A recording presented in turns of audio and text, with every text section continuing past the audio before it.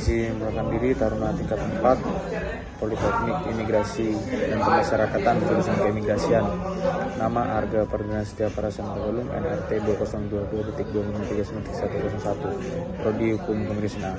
Di sini saya akan menjelaskan mengenai teori dan pemikiran John Rawls yang dikaitkan dengan keimigrasian, khususnya keimigrasian nasional. Bayangkan Anda berdiri di balik sebuah tirai besar. Di sana Anda tidak tahu siapa diri Anda nantinya. Apakah Anda seorang warga negara kaya di negara maju atau seorang pengungsi yang melarikan diri dari konflik tanpa paspor di tangan.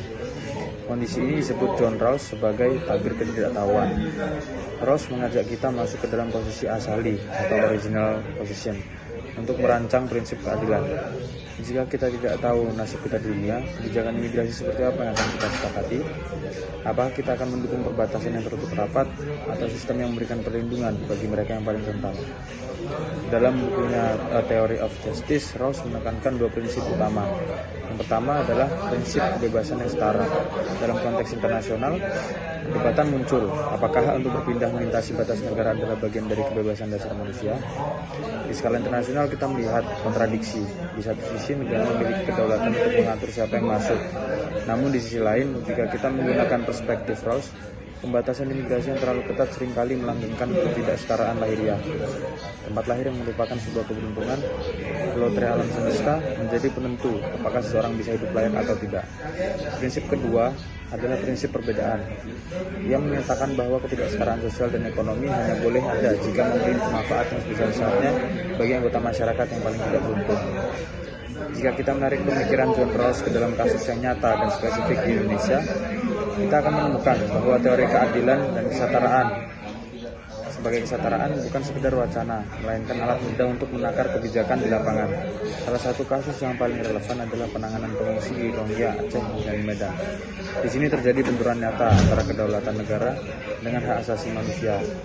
Indonesia memang tidak meratifikasi Konvensi Pengungsi 1951, namun melalui Perpres 125 tahun 2016, negara mengambil tanggung jawab kemanusiaan.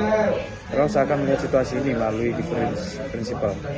Apakah kebijakan penampungan ini sudah memberikan manfaat bagi mereka yang paling tidak beruntung atau pengungsi, tanpa mengorbankan keadilan bagi warga negara lokal yang juga rentan? Ketegangan sosial-kultural yang muncul di masyarakat menunjukkan bahwa hukum di atas kertas seringkali gagal menghadapi hukum yang hidup atau living law, di mana rasa keadilan masyarakat lokal merasa terpinggirkan oleh prioritas bantuan internasional. Menghubungkan Rawls dengan imigrasi memaksa kita untuk melihat paspor bukan hanya sebagai dokumen identitas, melainkan sebagai instrumen distribusi keadilan global. Kebijakan imigrasi yang adil tidak seharusnya hanya melayani kepentingan ekonomi negara, tetapi juga menghormati martabat manusia sebagai subjek moral. Pada akhirnya, keadilan di ambang batas negara adalah ujian bagi kemanusiaan kita. Jika kita berada di posisi mereka yang paling tidak beruntung, kebijakan seperti apa yang kita harapkan dari dunia? Mungkin jawaban itulah yang seharusnya menjadi fondasi regulasi keimigrasian kita hari ini. Sekian yang dapat saya sampaikan, kurang lebihnya mohon maaf. Terima kasih.